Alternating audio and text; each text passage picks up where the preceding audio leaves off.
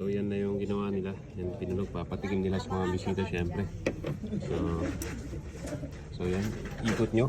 Bigay nyo sa mga customer natin. Yan, patikim nyo sa mga councilors. Uy! Sir, amanan nyo ka na dito. Naramid na nga pinulog. Naramid ti estudyante ti ko, Pine City National High School. Sige, pinuton nyo natin sir. Tugoy tayo amin ito.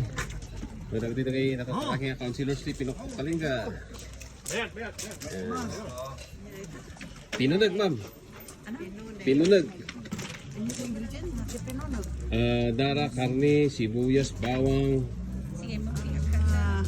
Dara, karne. Isakmol mo, ma'am. Win. Salamat, Basa. Sakmol, oh.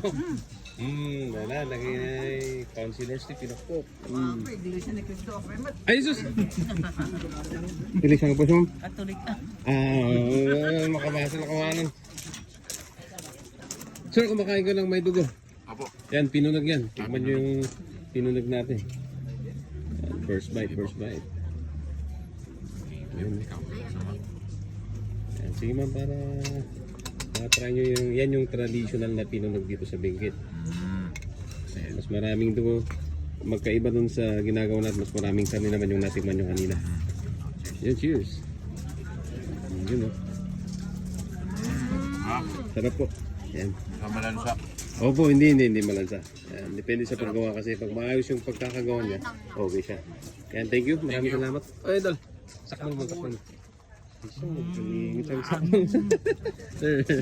Yan, thank you. Yan, sa loob. Yan, tanungin nyo muna sila, baka iglesia. Yan, mayroon na. Si architect, binigyan nyo.